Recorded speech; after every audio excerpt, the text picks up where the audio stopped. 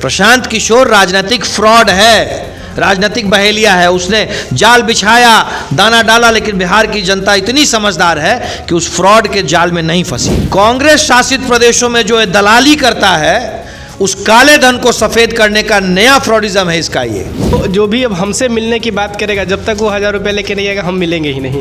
भैया तुम इतने बड़े जोकर भी नहीं हो कि तुमको 1000 रुपए देकर के कोई देखने आएगा। पूरी कोशिश थी कि बिहार में जंगल राज की वापसी हो जाए।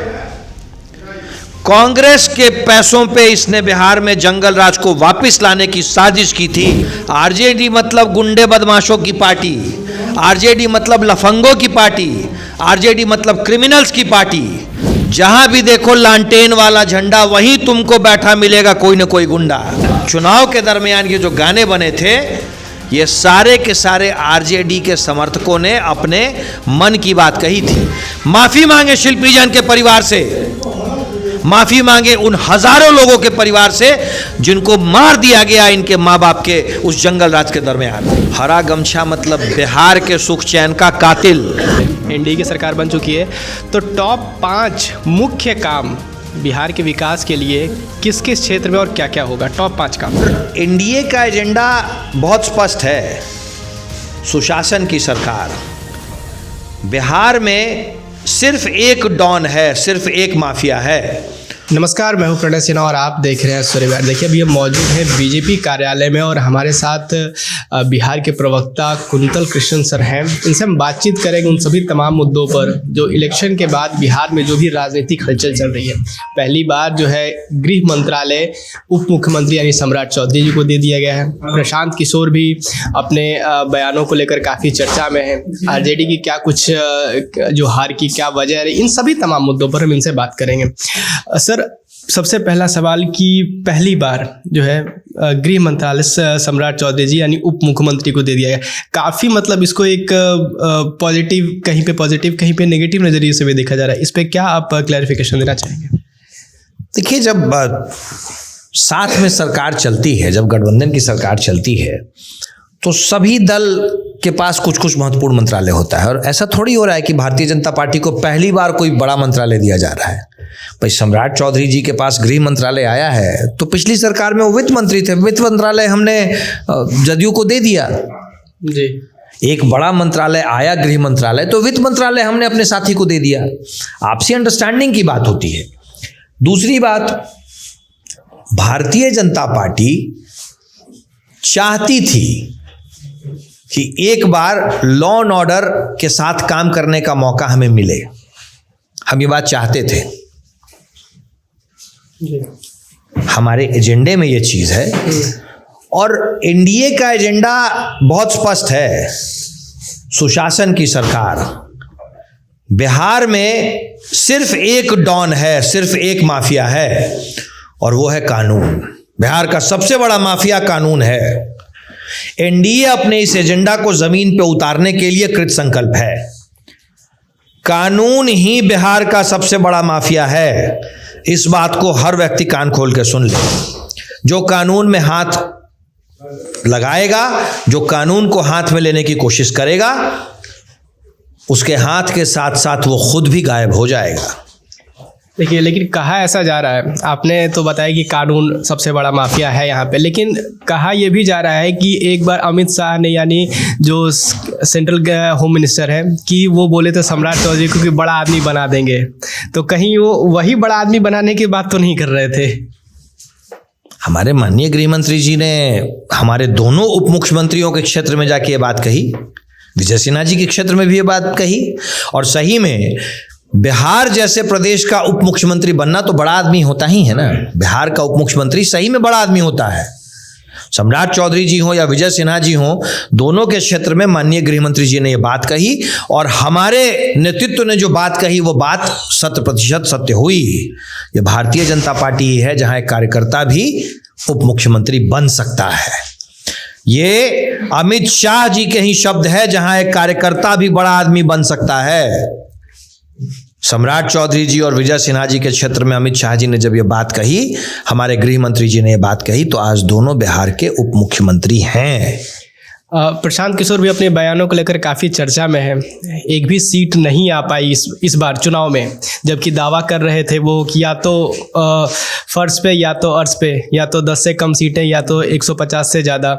दूसरी चीज़ ये कि चुनाव हारने के बाद वो बिहार में एक कैंपेन चलाने जा रहे हैं जिसमें वो 1,000 रुपये का डोनेशन मांग रहे हैं। दिल्ली में एक घर को छोड़कर अपनी सारी संपत्ति दान करने की बात कर रहे हैं। क्या लगता है? अरे प्रशांत किशोर राजनीतिक बहेलिया है, फ्रॉड है, और धन्य है बिहार की जनता जिसने इस फ्रॉड को पहचान लिया। प्रशांत किशोर राजनीतिक फ्रॉड है, राजनीतिक बहेलिया है। उसने जाल बिछाया, दाना डाला, लेकिन बिहार की जनता इतनी समझदार है कि उस फ्रॉड के जाल में नहीं फंसी। क्या हुआ? कहता तो था 1,000 रुपया जो मांगा जाता है। अरे वो भी मैं आपको बता रहा हूं। कांग्रेस शासित प्रदेशों में जो दलाली करता है, उस काले धन को सफेद करने का नया फ्रॉडिज्म है इसका।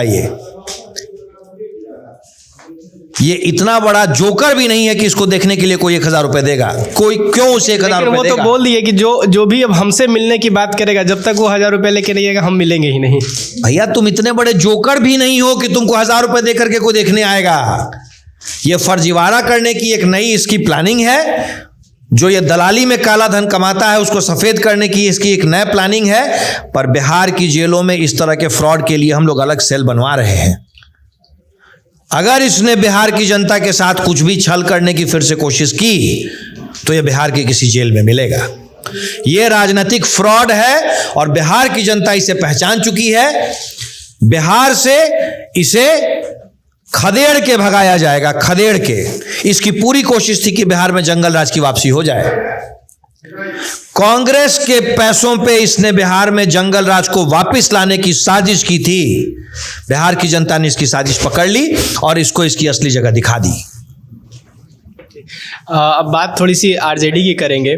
तो आरजेडी का भी ये कहना है कि जब चुनाव के दौरान जो गाने बने थे, बीजेपी वालों में ही बनवाए थे कहीं ना कहीं गाने, और मतलब उनके जो सपोर्टर उन्होंने बनाए थे और आरजेडी के भी सपोर्टर ने बनवाए थे। अभी शायद नोटिस भी इशू हुआ है, लेकिन आरजेडी का ये कहना है कि वो गाने जो है वो बीजेपी द्वारा ही बनवाए गए थे ताकि पार्टी की छवि को धूमिल की जा सके। आरजेडी के संस्कारों के विषय में आरजेडी के समर्थकों ने गाने बनाए।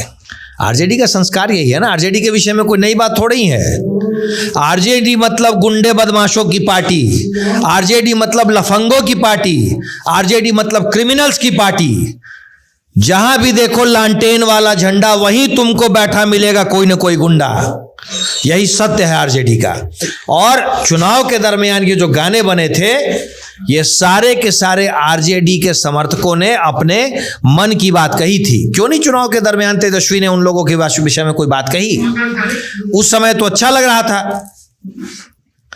आज जब बिहार की जनता ने सही रास्ता दिखा दिया है, आज जब बिहार की जनता ने तेजस्वी और उसकी पूरी टीम को कान पकड़ करके राजनीतिक स्पेस से बाहर निकाल दिया है, तब वो बड़ी बड़ी बातें कर रहे हैं। अगर तेजस्वी सही में इस तरह की बात सोचते हैं तो गांधी मैदान से खड़े होकर के अपने माँ बाप के उस जंगल राज के लिए बिहार की जनता से माफी मांगे। माफी मांगे चंपा विश्वास के परिवार से, माफी मांगे शिल्पी जैन के परिवार से, माफी मांगे उन हजारों लोगों के परिवार से जिनको मार दिया गया इनके माँ बाप के उस जंगल राज के दरमियान। माफी मांगे पहले गांधी मैदान में खड़ा होकर, तब कोई बात कहें। वो उनका ये भी कहना है कि पार्टी की छवि को धूमिल करने के लिए बीजेपी के भी जो कार्यकर्ता हैं हरा गमछा लेते हैं और आरजेडी वाले बन जाते हैं और फिर उल्टे सीधे कृत्य करते हैं। भाई, भारतीय जनता पार्टी का कोई भी कार्यकर्ता अपने कितने भी बुरे दिन में हरे गमछे को हाथ नहीं लगाएगा, निश्चिंत रहें। हरा गमछा मतलब बिहार के सुख चैन का कातिल।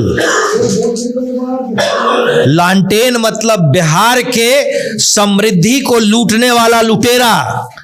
लालू प्रसाद यादव और उनका परिवार मतलब बिहार के साथ क्राइम करने वाला सबसे बड़ा क्रिमिनल।